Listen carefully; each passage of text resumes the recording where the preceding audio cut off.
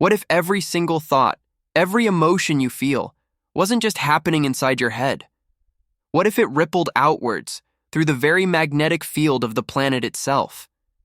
Could the Earth be more than just stone and water? Could it be a conscious, living being, breathing in perfect rhythm with all of humanity? And if that's true, what happens when billions of hearts beat in fear or in love? This is the story of our collective frequency, and how our shared vibration is actively shaping the destiny of our world.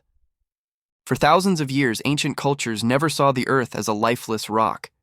They called her Gaia, Pachamama, the mother of all life.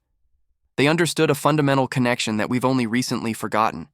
And today, fascinatingly, modern science is beginning to whisper the very same truth.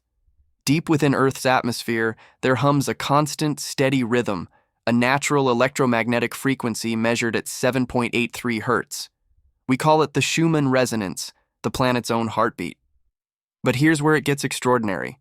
Scientists have observed that when millions of people meditate or pray together, that rhythm actually changes. During moments of global peace, and just as profoundly during moments of global tragedy, the Earth's magnetic field has been seen to fluctuate. It's as if the planet itself is listening and feeling our collective heartbeat. It's responding to us. This isn't just a metaphor. It's a measurable phenomenon. Our shared emotions create a signal, and the Earth hears it loud and clear. What does this mean for us? It means our internal world has a direct physical impact on the external world. We are not separate from our planet. We are in constant conversation with it. Let's take this idea a step further. Imagine Earth as a vast living body. Its mountains are the bones providing structure. Its oceans are the blood circulating life. And humanity? We are the neural cells of its consciousness. Each thought we have, each emotion we feel, every intention we set is like a tiny pulse of electricity running through this planetary nervous system. When billions of us are living in a state of fear, stress, and division, the planet feels that dissonance. It's like sending tremors of anxiety through her magnetic field. But when our hearts unite in empathy, compassion, and love, a completely new pattern emerges. A state of coherence. The energy stabilizes. Balance returns. So perhaps what we call natural disasters, the earthquakes, the storms, the chaos, are not random acts of a cruel or indifferent nature. Maybe they aren't punishments at all. Perhaps they are simply reflections of a collective mind that is struggling to find its harmony. The planet isn't getting sick. It's showing us the symptoms of our own collective illness. It's mirroring the turmoil raging within humanity, begging us to find our center, to come back into alignment not just with nature, but with each other. In the world of physics, there's a beautiful principle called resonance. When two separate vibrations meet, they have a natural tendency to synchronize. A weaker vibration will often be drawn into alignment with a stronger one. The same thing happens between us and the Earth. When we are broadcasting low-frequency emotions, fear, anger, despair, we are literally pulling the planet's overall vibration down. We are contributing to the chaos.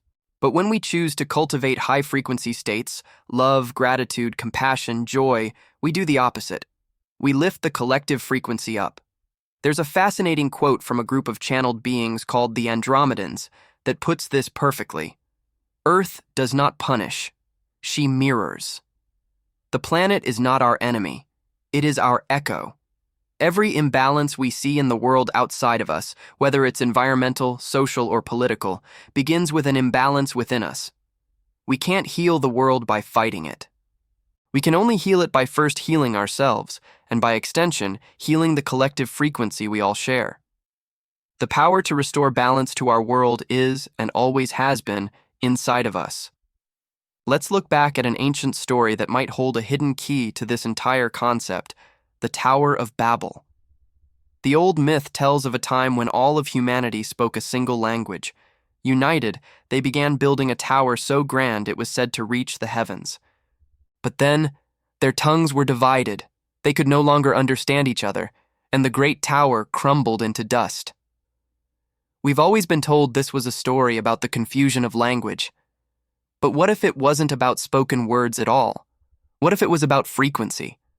What if, back then, humanity shared one common vibration? a frequency of unity, collaboration, and shared purpose. And with that unified energy, they could create wonders, seemingly defying the laws of physics. But when that collective vibration fractured into the lower frequencies of fear, competition, and ego, their shared creation couldn't sustain itself. It collapsed under the weight of its own dissonance. Maybe Babel wasn't destroyed by a wrathful God. Maybe it simply crumbled when humanity lost its coherence.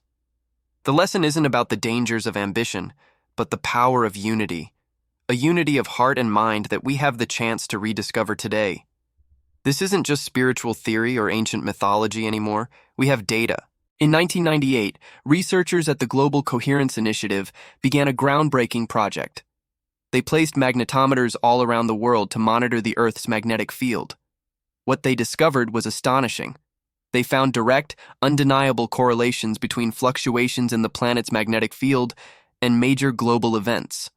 Specifically, moments that triggered a massive, collective emotional response from humanity. For instance, on 9/11, as waves of shock and grief swept across the globe, the Earth's magnetic field became measurably chaotic. Conversely, during globally synchronized meditations for peace, the field stabilizes. It becomes more orderly, more coherent. The data is clear.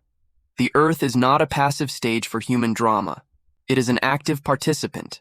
It is part of the cast. And we, the actors, are collectively writing its next act. Our shared feelings are not just fleeting experiences, they are powerful forces that have a measurable physical effect on the world we inhabit. So, where does this leave us? It suggests that human evolution is no longer just about survival of the strongest body. It's about the evolution of awareness. For millennia, we've moved from instinct-driven survival to the age of reason and intellect.